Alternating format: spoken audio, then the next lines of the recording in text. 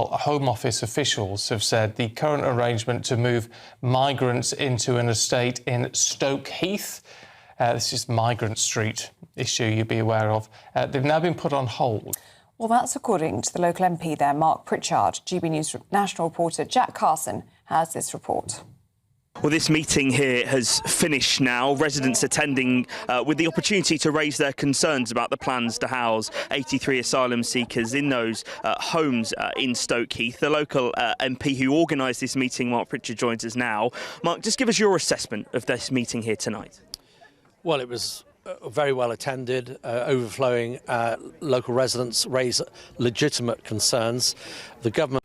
Well, there you go. This is GB News Originals. I'm Emily Carver. Please do give this video a like and subscribe to our channel for more content like this. And do leave a comment. Let me know what you think. And have basically brought about the scheme by stealth. No transparency, no consultation, certainly not with local residents, not even with the parish council. And I think unless I raise it on the floor of the House of Commons at Prime Minister's Question Time, they would have tried to ease in up to 121 asylum seekers in what is a completely inappropriate location, an isolated rural settlement with no public services. I was very impressed tonight, the quality of the questions, the measured approach that people took. People aren't racist, they're just wanting to know what's happening in their community, why it was done in secret, and who's coming to live next door to them. I think those are legitimate questions that anybody living anywhere in the country would ask, and also the inappropriateness of the rural location that Stoke Heath is, and also, of course, the fact is that we've heard the Home Secretary in the last few hours say, well, nobody should be in new build accommodation. Well, is that the government policy? If that's the government policy, then this should be halted immediately. They will say, of course, that the decision to house asylum seekers there was brought in before this new decision to not allow asylum seekers in new builds will take place. So what powers are there to stop this? Do you think the Home Office need to make that call and stop this now? And what are some of the things that residents have been telling you about what they want to happen now? The first thing Keir Starmer did when we became Prime Minister was to remove the deterrent of anybody coming over here illegally. There is a difference between, obviously, illegal migrants and asylum seekers. There are genuine asylum seekers.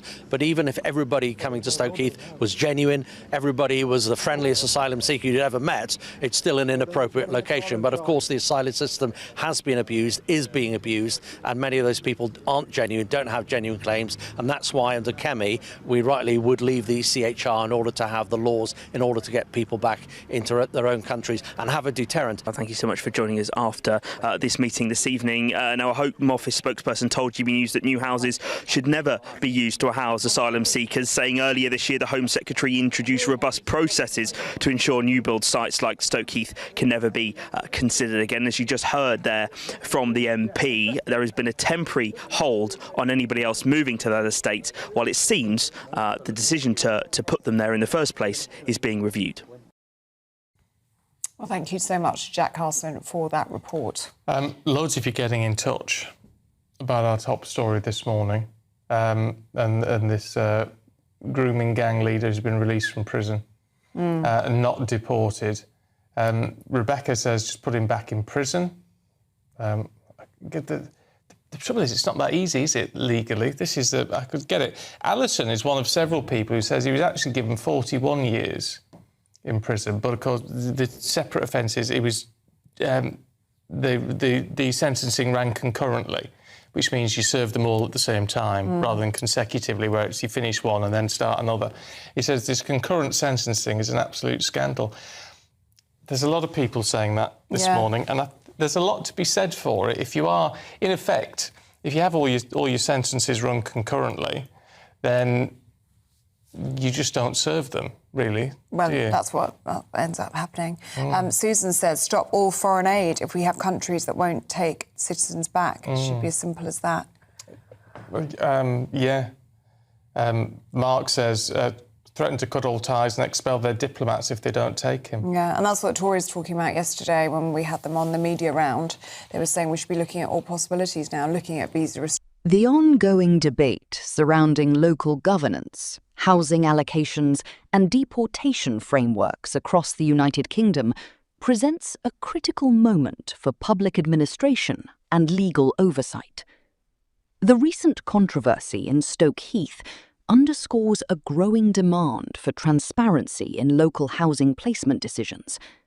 When decisions regarding temporary accommodations or community integration are made without adequate local consultation, it inevitably creates friction between institutional bodies and residents. Ensuring open dialogue, proper infrastructure assessment, and clear communication remains vital to maintaining public trust in civil administration. Restrictions, looking at diplomats. William says cancel all flights to Pakistan. That would solve the problem. Yeah, I mean, maybe that's just how tough we've got to be and just get them to play ball on it. I mean, I don't know, you'd need some gumption to do that, and the question would be, I mean, certainly Keir Starmer wouldn't take that sort of action now, would he? There's no need to, but No. would Andy Burnham? Well, he's spoken about this, hasn't he, in recent days, saying, like everyone, I want this vile criminal out of the country. Victims must come first. I'm asking the Home and the Foreign Secretaries to review all possible options, and they should consider that nothing is off the table. Well, So that's significant intervention by him. Well, he's talking tough. He certainly is, but what can he actually do? And nothing yet. Yeah. That's for certain, because he hasn't even got the job as yet. The Home Secretary is under pressure to change immigration laws that would allow a convicted child rapist to be deported after his release from prison. Well, the proposals follow the release of 73-year-old Shabir Ahmed, the ringleader of the notorious Rochdale rape gang. He was jailed for more than 20 years after being convicted of 30 child rape offences, all part of the grooming gang scandal. Well, it's also being reported that the former taxi driver was denied parole by a board at maximum security Wakefield Prison all the way back in 2022. Well, the release now is happening, and he's raised questions about how victims were informed. One victim says she only discovered he'd been freed after seeing it in the media. Well, it's prompted wider questions now about how he was able to walk free in the first place. Let's talk to Deputy Political Editor for The Spectator, James Heal. It's a difficult one because in some respects the court process has followed its natural conclusion. I mean, how long has he served? 14 years? 14 of the 22 convicted, yeah. Right, OK, so that falls into the normal regime of things, right? I mean, we might not like it, but that's how it works. But this whole point now that he's just out and he can't be deported, which seems crazy. Yes, there's two issues here, really. One of which is that under the 1971 Immigration Act, those who came here before 1973 from a Commonwealth nation like Pakistan have a right of abode here. He very much did do that. He came here as a 13-year-old. Therefore, he is legally entitled to stay in the country. So the first hurdle is about changing that law. The Conservatives have put down an amendment to the Immigration and Asylum Bill coming go through Parliament saying, hang on a sec, this is intended for people who came here who something to contribute to this country, not who've committed these kind of heinous crimes. The second point, of course, is going to be, if we do get that and we have the right to remove him, what happens to the Pakistani government? Because he's trying to renounce his Pakistan citizenship. He's obviously had the British system stripped to him. We want to send him to Pakistan, but the Pakistan government won't do that. And we've actually already had a couple of these ringleaders in 2020 who were served deportation orders. 6 years on, they're still in the country because the Pakistan government won't take them. Yeah, and we've got two senior Pakistani government officials telling the Telegraph this morning that they will not accept Ahmed back because he's renounced his Pakistani citizenship. And they also say he poses a danger to Pakistani children. Yeah. Concurrently, the legal complexities surrounding the case of Shabir Ahmed highlight fundamental challenges within the United Kingdom's statutory framework and international diplomacy.